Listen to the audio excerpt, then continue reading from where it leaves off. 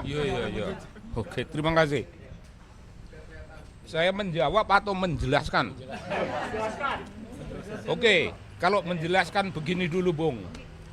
Kita jangan, ini Bung Refli ini kan kawan dekat jadi banyak berguru. Jangan ada yang menulis kata termul untuk saya. Itu sangat tidak apa namanya, bukan soal apa, tidak menggambarkan kebenaran. Saya seorang ilmuwan yang mendukung Jokowi itu karena idealisme saya, dan berjuta-juta kaum ilmuwan mendukung. Tapi berjuta-juta itu kan tertipu, ya biasa saja kita tertipu itu nggak apa-apa. Ketika tertipu kita tidak lagi mendukung. Idealisme kita itu tidak bisa dijalankan oleh dia. Gagasan-gagasan dari dia, bahwa dia itu orang kampung, bahwa dia itu orang kelas bawah, bahwa dia itu tidak korup, itu ternyata tidak bisa dipanggul. Jadi saya tidak pernah menjadi termul, karena termul itu kan orang bayaran toh.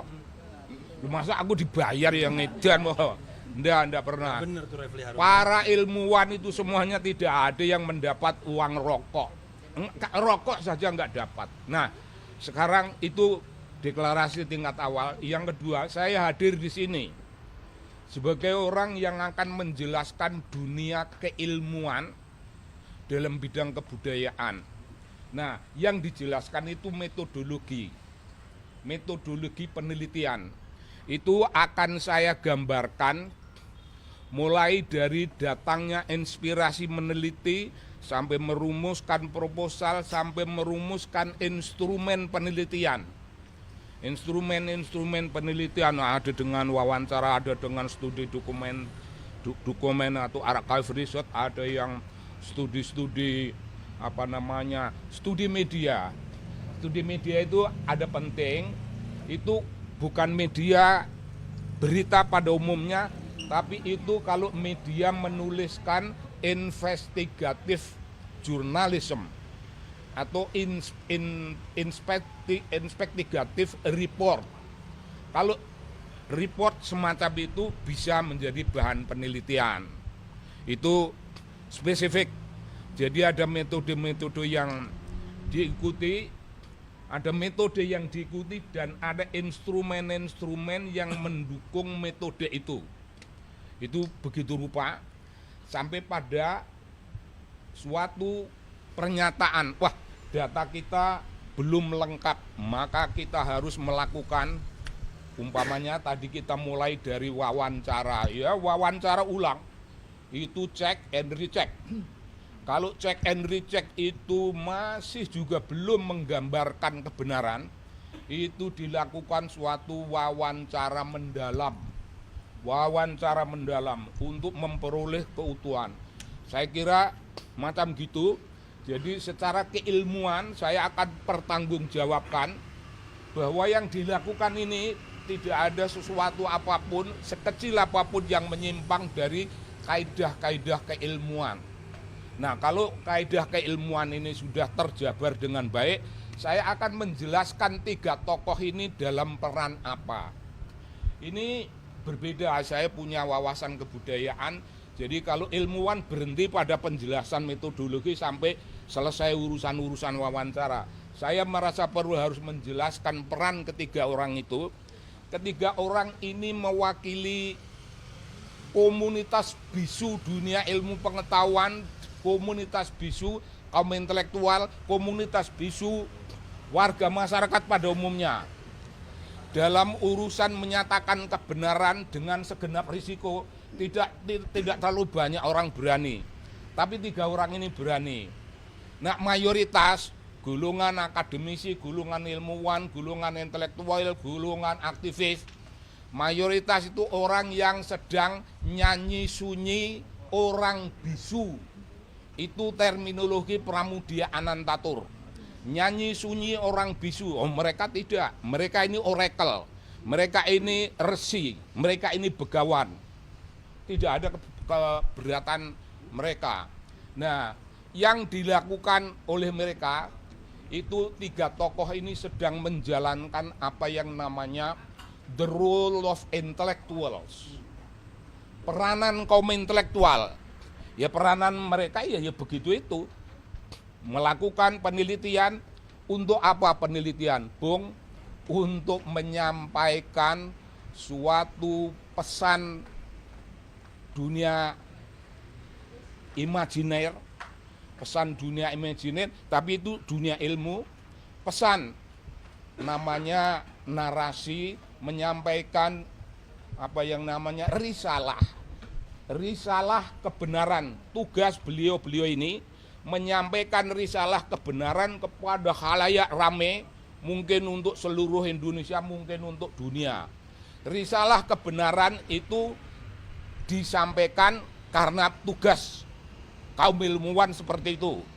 Risalah kebenaran itu mulia kalau Anda semuanya mengingat para rasul yang disebutkan arsala rasulah bil huda wa dinil haq. Rasul-rasul itu menyampaikan risalah kebenaran, itu risalah langit. Kalau risalah kebenaran yang disampaikan 3 sahabat kita ini, itu risalah ilmiah, risalah terbatas, bisa saja didebat. Nah, kalau Anda mau mendebat, debatlah pada wilayah yang namanya dunia ilmu yang tadi saya gambarkan. Dari wawancara tingkat pertama sampai akhir, aneka macam instrumen penelitian dipakai, sampai penulisan buku. Itu wilayah mereka, itu wilayah bebas perdebatan.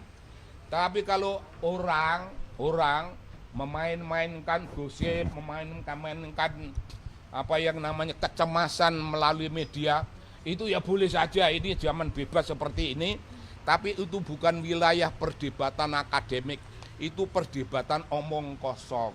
Ya kalau perlu kita layani, mungkin saya bisa melayani, tapi kalau enggak ya ngapain tuh melayani begitu, kita ngerokok saja lebih baik. Ngopi, gak usah dilayani yang begitu-begitu.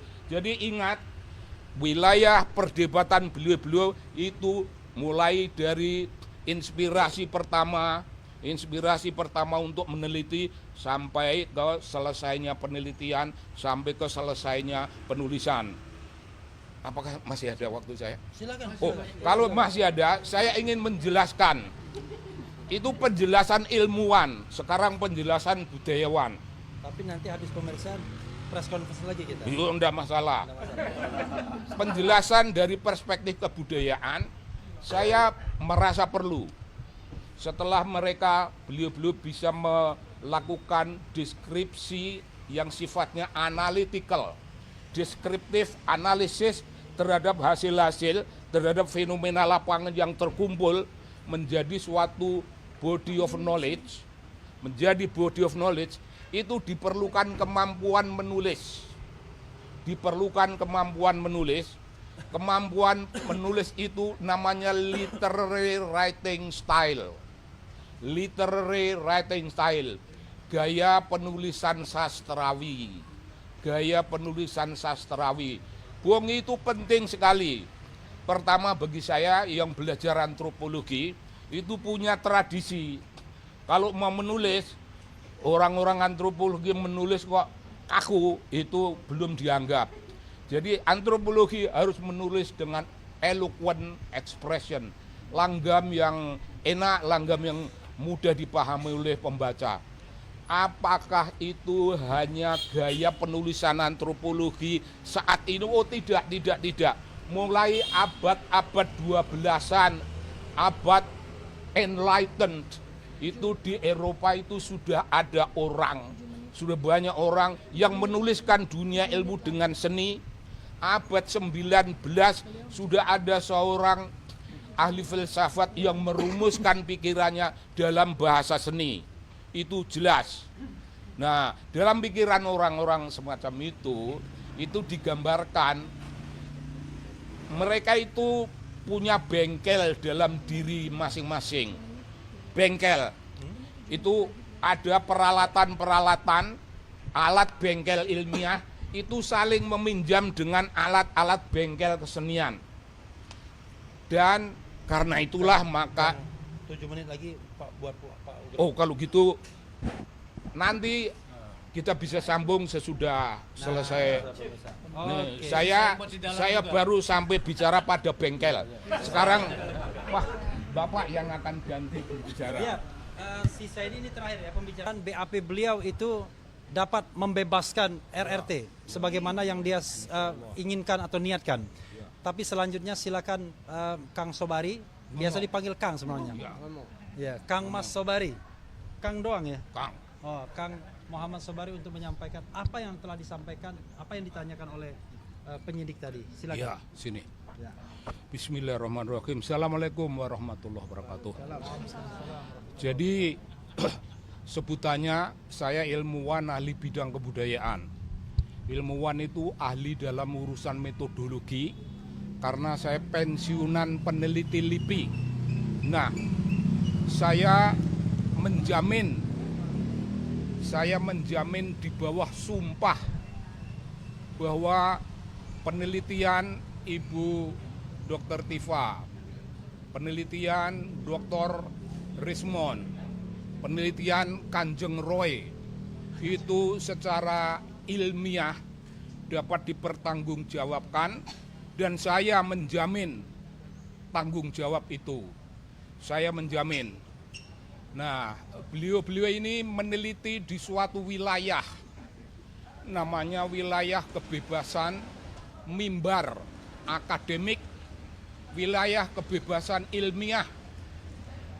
Di dalamnya tidak ada aturan hukum yang mengatur, jadi segenap tingkah laku ilmiah itu tidak melanggar pasal apapun dalam aturan hukum negeri kita.